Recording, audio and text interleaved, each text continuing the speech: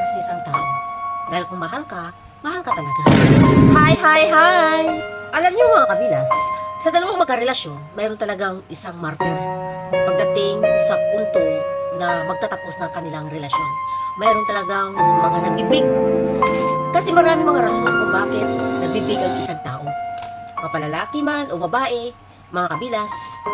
Minsan kasi kapag mahalalim na, mahaba na ang panahon ng inyong pagmamahalan dalawa, mahirap na bitawan.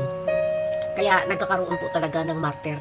Lalo na kapag mag-asawa na kayo, kasal kayo.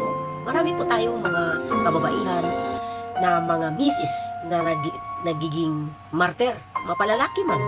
Kapag sa mag-asawa, anak ang dahilan kung bakit nagbibig ang isa sa kanila. Pero kapag kayo ay magkarelasyon pa lamang mga kabilas, ano nga bang mga rason kung bakit nagbibig ang isang tao? Bakit nga ba nagpapakamartir ito? Dahil po yun sa tunay na pagmamahal. Umasa, yung buhay mo, umikot lang sa kanya. Malalim na ang pagmamahal mo sa kanya. Kaya malayo na ang inyong narating sa inyong relasyon. Mahirap na po ito bitawan. Tingin ng iba, sino ba siya para magpakamartir ka, di ba? Pero kapag mahal mo kasi ang isang tao, mahirap na bitawan ito. Pero magpakamartir ka man, magbig ka man sa kanya mga kabilas. Lahat yan ay useless na lang kapag mayroon ng iba. Mayroon na siyang pinagtutuunan na iba mga kabilas. Actually, hindi naman kasi mawawala ng gana ang isang tao sa iyo kung mahal ka talaga. Ano nga bang matinding rason para iwanan ka ng mahal mo? Di ba mga kabilas? Kung nagmamahalan nga talaga kayo, walang matinding na rason kung walang ibang involved dito. Kaya nagkakaroon po ng martyr sa mundo. Mapababae man, mapalalaki man, dahil sa tunay na pagmamahal nila nito.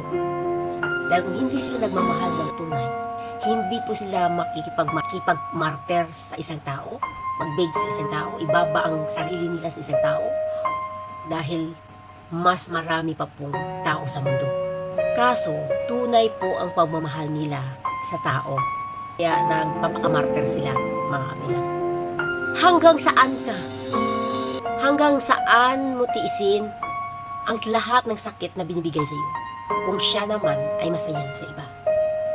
Hanggang kailan ka magpapakamartir dito? Dito naman po pumapasok yung love yourself. Mahalin natin ang ating sarili. Kapag nakita mo wala ka ng halaga, hayaan mo na siya. Dahil masasaktan ka lang ng sobra kapag pinilit mo pa ang iyong sarili sa taong mayroon ng iba. Hindi masama ang lumaban sa pag-ibig. Hindi masama ang ipagpaglaban ang inyong pag-ibig. Kung nakita mo, karapat-dapat pang ipaglaban ito. Pero kapag wala na, tama na, sobra na. Mahalin mo na ang iyong sarili. Lahat ng sakit ng iyong naramdaman, i-embrace mo lang. Ilabas mo. Namnamin mo ang bawat sakit na dinulot niya sa iyo. Dahil hindi naman lahat ng araw, oras, masasaktan ka lang dito. Darating ang araw, marirealize mo na hindi pala siya ang taong para sa iyo.